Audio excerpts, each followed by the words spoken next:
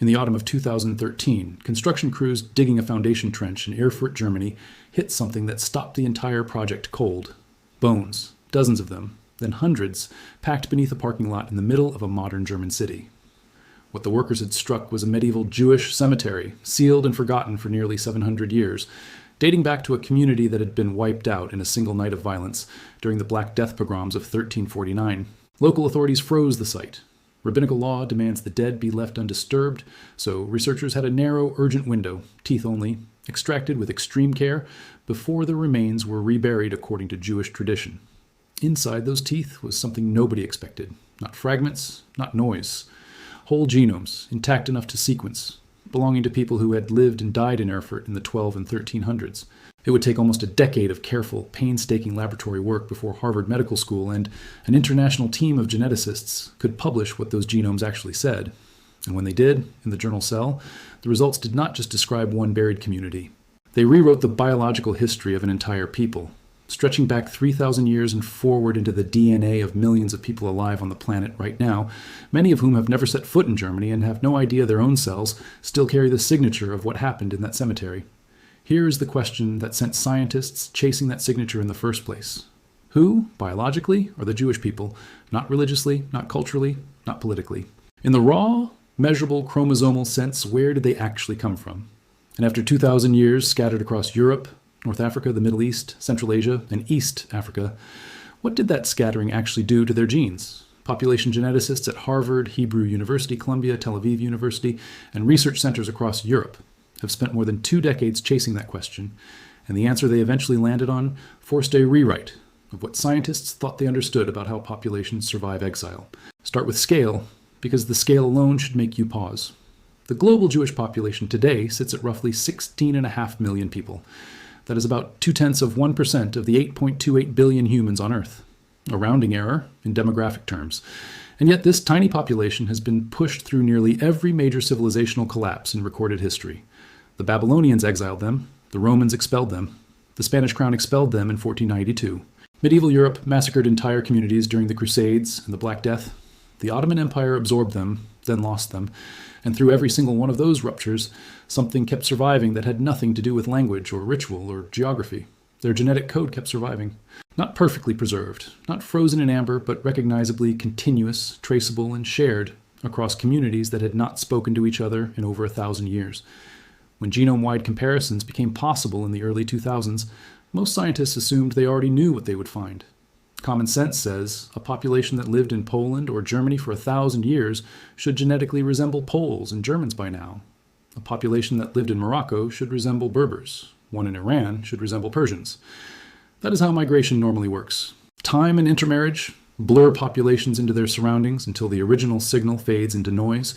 It happened to the Huns. It happened to the Goths. It happened to nearly every diaspora in human history. The Jewish story broke that pattern.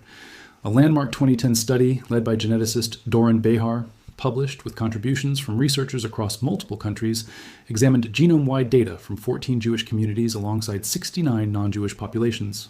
It found that despite 1,000 years of geographic separation, Ashkenazi, Sephardi, and Mizrahi Jews clustered together genetically, and clustered closest of all with 2 specific non-Jewish populations, the Druze and the Palestinians, both of whom traced deep roots in the same Levantine homeland. In plain terms, Jewish communities separated by an ocean and a millennium of separate history were still, at the level of raw DNA, more similar to each other and to their ancient Middle Eastern neighbors than to the Europeans, Arabs, or Persians they had lived beside for centuries. The Behar study also carried a warning most headlines skipped over. 2 Jewish communities did not fit the tight cluster at all. Ethiopian Jews and Indian Jews showed almost no genetic overlap with the Levantine core, a finding that would later force scientists to treat Jewish genetic identity not as a single bloodline, but as several overlapping stories that happen to converge on the same religion. That distinction matters because it means the word Jewish, used as a biological label, only applies cleanly to part of the picture, and the exceptions turn out to be just as revealing as the pattern itself. Autosomal DNA, the genetic material carried on the 22 non-sex chromosomes, is where this shows up most clearly. Study after study confirms the same pattern. Ashkenazi, Sephardi, and Mizrahi Jews share high levels of genetic relatedness that trace back to a common Middle Eastern ancestral population, with the amount of local European, North African, or Central Asian mixture varying by community. That core signal keeps pointing back to the Levant, the strip of Mediterranean coastline that includes modern Israel, Lebanon, Syria, and Jordan, no matter where the descendants ended up living. And here's the detail that should stop you cold. The genomic data shows that most Jewish populations worldwide share more DNA with each other and with other Levantine groups than they do with the populations they lived alongside for 1,000 years in the diaspora. A millennium of daily life among Europeans left a smaller genetic fingerprint than 3,000 years of shared ancestry in a homeland most of those people never personally visited. That is not how assimilation is supposed to behave. And it is only the beginning of what the genetic record had waiting. Once researchers drilled into the largest single branch of the Jewish world, the Ashkenazi population, which today accounts for roughly half of all Jews alive, they found something close to a demographic anomaly. Consortium modeling of Ashkenazi ancestry points to 3 separate population bottlenecks, one tied to the broader human migration out of Africa, roughly 85 to 91,000 years ago, a second tied to a founding European population around 21,000 years ago, and a third, devastating bottleneck that struck in the Middle Ages, reducing the entire Ashkenazi founding population to somewhere under 350 people. 350 individuals. That is smaller than most high school graduating classes.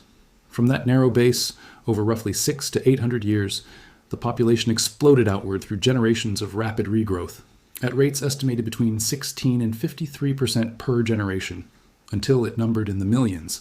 Research published in Nature Communications found that this founding group was genetically an almost even split, roughly half Middle Eastern and half European, and that the mathematics of descending from such a small base means every Ashkenazi Jewish person alive today is, at minimum, a 30th cousin to every other Ashkenazi Jewish person on the planet. Not a metaphor. A measurable, traceable genetic relationship connecting millions of people through shared blocks of DNA inherited from a few hundred medieval ancestors. Small founding populations create what geneticists call a founder effect. And in the Ashkenazi case, the founder effect had consequences that show up in hospitals and genetic counseling offices to this day. When you compress a population down to a few hundred people and then expand it into millions, whatever rare genetic variants those few hundred happen to carry do not get diluted the way they would in a larger, more mixed population. They get amplified, concentrated, locked in. 1 in 27 Ashkenazi Jews carries a Tay-Sachs mutation compared to roughly 1 in 250 in the general population. 1 in 10 carries a mutation linked to Gaucher disease compared to about 1 in 100 among non-Jews. Around 16 distinct inherited conditions occur at elevated frequency in Ashkenazi populations, several of them severe neurological disorders, including familial dysautonomia and Cohanim disease. Strikingly, 4 of the most prominent of these disorders, Tay-Sachs, Gaucher, Niemann-Pick, and mucolipidosis type 4, all involve defects in how the body stores and processes lipids. Some researchers believe that is not a coincidence. Carrying a single copy of certain lipid storage mutations may have offered partial resistance to tuberculosis, an epidemic that devastated crowded medieval European cities for centuries. If true, natural selection would have quietly preserved those mutations generation after generation, protecting carriers of one copy even as it claimed the lives of children who inherited 2. Biology does not optimize for comfort. It optimizes for whatever keeps enough people alive to reproduce. The BRCA story follows the same pattern with more immediate, present-day stakes. Roughly 1 in 40 people of Ashkenazi descent carries a BRCA1 or BRCA2 mutation, compared to about 1 in 250 in the general population. And those mutations sharply elevate the lifetime risk of breast, ovarian, prostate, and pancreatic cancer. This is not ancient history confined to a lab. The National Health Service in the United Kingdom now runs a dedicated Jewish BRCA testing program, offering genetic screening to anyone with at least one Jewish grandparent, precisely because of this elevated founder-driven risk. A medieval bottleneck, compressed 7 centuries ago in circumstances of persecution nobody chose, is still being diagnosed in oncology wards in London this year. Move away from the Ashkenazi branch, and each remaining community writes a different chapter of the same underlying story. Sephardi Jews, expelled en masse from Spain and Portugal following the 1492 Edict of Ferdinand and Isabella, carry a genetic profile that sits geographically and genetically between their Middle Eastern origin and the Mediterranean world they scattered into afterward. In multidimensional genetic analysis, Sephardi populations form their own distinct cluster, intermediate between Ashkenazi Jews and North African populations, a biological record of a community caught between the world it came from and the world it fled through. Mizrahi Jews tell an even more direct version of the story. These are the Jewish communities of Iraq, Iran, Yemen, Syria, Egypt, and beyond, communities that trace continuous residence in those regions back to the Babylonian exile of the 6th century before the Common Era. They never went to Europe. They never passed through the medieval bottleneck that reshaped the Ashkenazi genome. Genetically, Mizrahi populations carry the strongest, least diluted connection to the ancient Levant of any Jewish branch alive today, meaning that when geneticists study Mizrahi genomes, they are arguably looking at the closest living biological approximation of what the ancient Israelite population may have resembled. Then the picture gets genuinely strange, in the best scientific sense of that word. The Beta Israel of Ethiopia practiced a form of Judaism isolated from the rest of the Jewish world for so long that they developed no Talmud and no rabbinic tradition, preserving instead an older, more biblical form of observance found nowhere else on earth. Genetically, Ethiopian Jews cluster overwhelmingly with neighboring East African populations, not with Ashkenazi or Sephardi communities. Their maternal and paternal lineages read as East African. And yet, centuries, possibly millennia, of religious continuity persisted without any genetic evidence of Levantine descent in most of the population. The Bene Israel of Mumbai and the Cochin Jews of Kerala present a parallel puzzle from the opposite side of the world. Their own oral tradition traces their origin to shipwrecked merchants from ancient Israel. Genetically, they read as overwhelmingly South Asian, carrying only limited shared Jewish genetic markers layered onto an indigenous Indian genome. They kept Hebrew prayers, dietary law, and Sabbath observance across roughly 2,000 years of near-total isolation from the wider Jewish world, while their DNA tells a story that looks almost entirely local. Put those two communities side by side with Ashkenazi, Sephardi, and Mizrahi Jews, and you get a population that is genetically African in one branch, genetically South Asian in another, half European in a third, and near purely ancient Levantine in a fourth. And despite that staggering spread, researchers analyzing shared identity by descent segments, long, unbroken stretches of matching DNA that only appear between people with real common ancestry, still find that the historically core Jewish communities, Ashkenazi, Sephardi, and Mizrahi, share measurably more DNA with each other than with their non-Jewish host populations, a pattern that centuries of enforced and voluntary endogamy appears to have preserved almost like a genetic seal. There's a second thread running underneath all of this, one that has nothing to do with autosomal DNA and everything to do with a single, very specific chromosome. In 1997, geneticists studying Jewish men who claim descent from the priestly caste, the Cohanim, discovered that a striking proportion of them, across Ashkenazi and Sephardi and Mizrahi communities that had been separated for 1,000 years, shared a nearly identical Y-chromosome signature, later named the Cohen Modal Haplotype. Tradition holds that Cohanim descend patrilineally from a single ancestor, Aaron, brother of Moses. Follow-up research using extended higher-resolution sequencing found that the dominant Cohanim lineage traces back roughly 3,200 years, remarkably close to the biblical timeline for Aaron himself, and that this lineage is essentially absent outside the Cohanim population. A father-to-son chain of Y-chromosome inheritance, unbroken and independently detectable across communities on different continents that had no contact with each other for a millennium, converging on a single ancestral marker from the Bronze Age. A parallel study on Levites, the secondary priestly tribe descended from Levi, found something almost the opposite result. Rather than one shared Near Eastern lineage, most non-Ashkenazi Levite families carried a scattering of different Y-chromosome markers, suggesting multiple unrelated founding fathers. But among Ashkenazi Levites specifically, more than half carried one particular marker belonging to a lineage common in Eastern Europe, not the Near East, meaning that at some point in the last 2,000 years, a single European man's descendants effectively replaced much of the original Levite paternal line within that one community, a quiet genetic event with no equivalent record in any historical text. Whatever your view of the biblical narrative, the genetic pattern itself is not folklore. It is measurable, repeatable, and it has now been replicated with modern whole genome sequencing on hundreds of Cohanim from 20 different diaspora communities. Now return to that cemetery in Erfurt, because this is where the ancient DNA closed the loop on everything the living genomes had only implied. Instead of inferring the past from present-day descendants, the Harvard-led team read it directly from medieval teeth. The remains revealed two genetically distinct subgroups buried in the very same cemetery, one carrying a heavier Middle Eastern genetic signature, the other carrying more Central and Eastern European ancestry. Two communities apparently living, praying, and dying side by side in the same medieval town while remaining biologically distinguishable. Modern Ashkenazi genomes turned out to be an almost even blend of those two medieval subgroups, with researchers estimating roughly 60% of the modern Ashkenazi genome tracing to the more Middle Eastern subgroup and 40% to the more Central European one. And once that merger happened, the population absorbed almost no additional outside genetic input for the following 600 years, an extraordinary degree of isolation for a group living in the middle of Europe. Mitochondrial DNA, passed only from mother to child, delivered maybe the single strangest data point in the entire study. Roughly 1 in 3 of the individuals buried in that Erfurt cemetery descended, on their maternal line, from a single ancestral woman. One unbroken line of daughters and granddaughters. A third of an entire medieval community tracing back to her alone, 7 centuries before scientists dug her descendants' teeth out of a German construction site.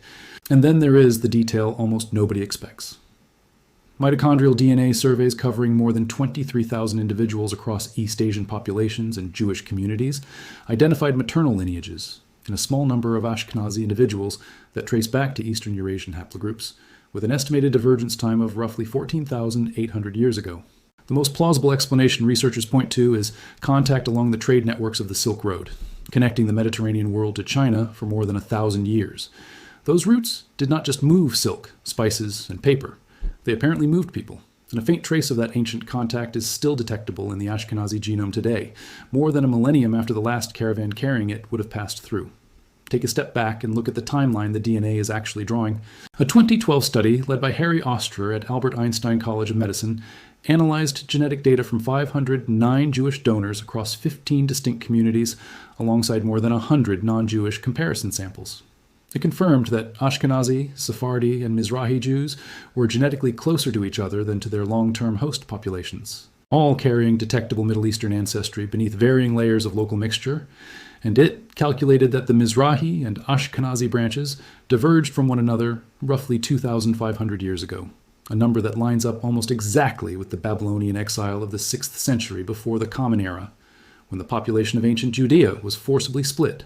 One stream pushed east into what is now Iraq and Iran, another eventually pushed west toward Europe. 25 centuries later, their descendants' genomes still carry the fingerprint of that single forced separation.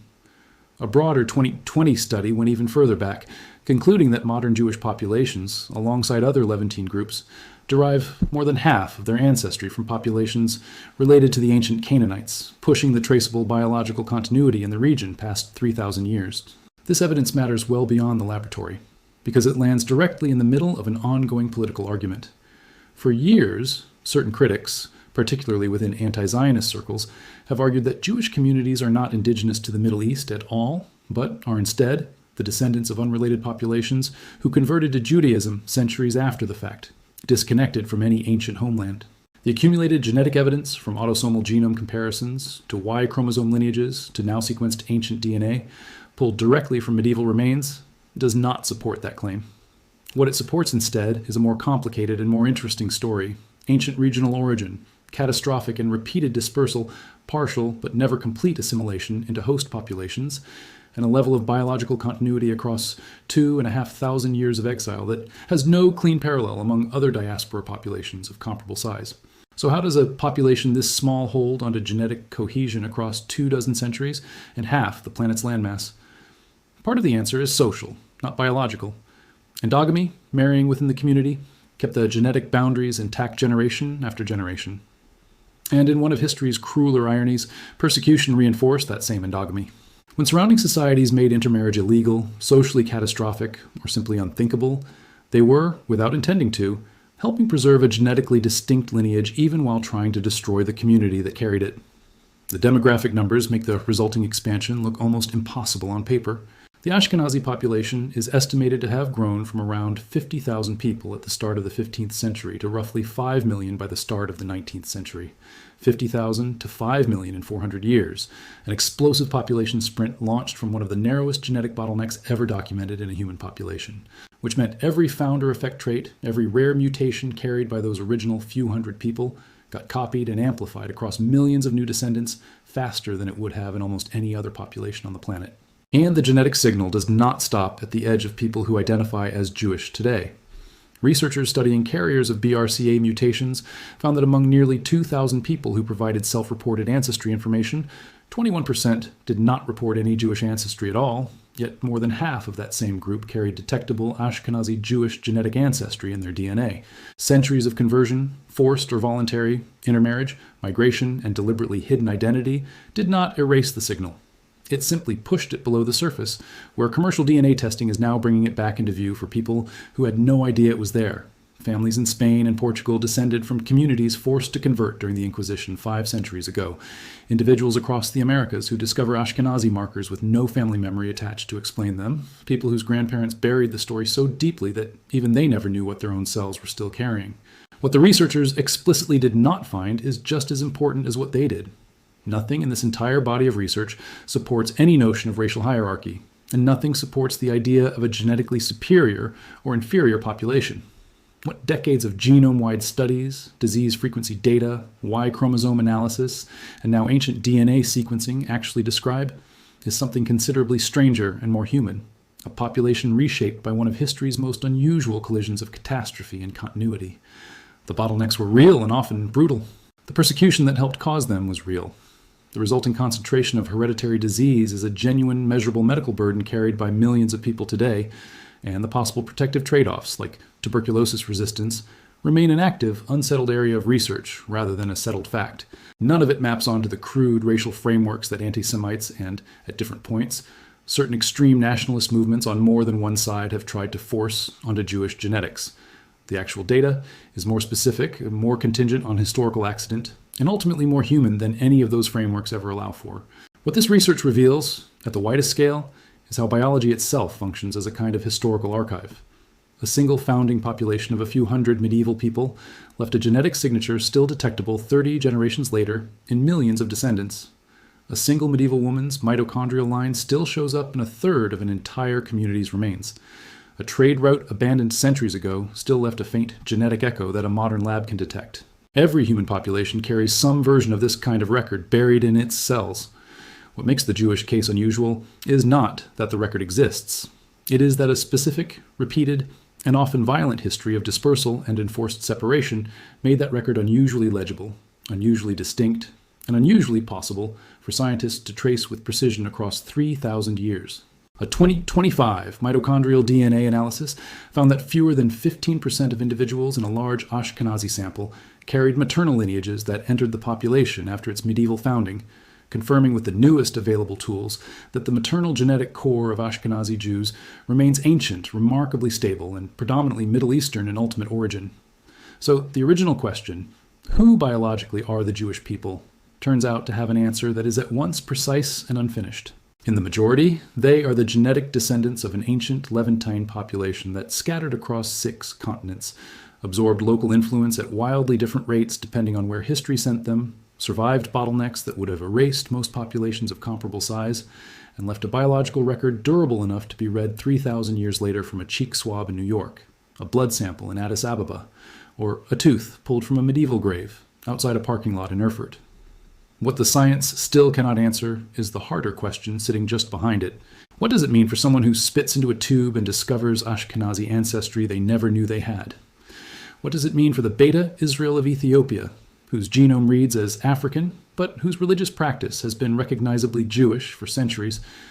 What does it mean for the Bene Israel of India, praying in Hebrew inside a body that is genetically South Asian?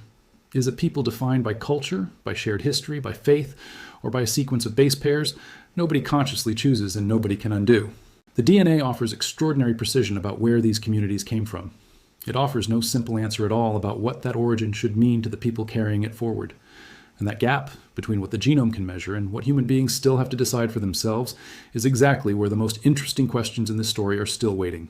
The sequencing keeps getting better. The questions, so far, keep getting harder.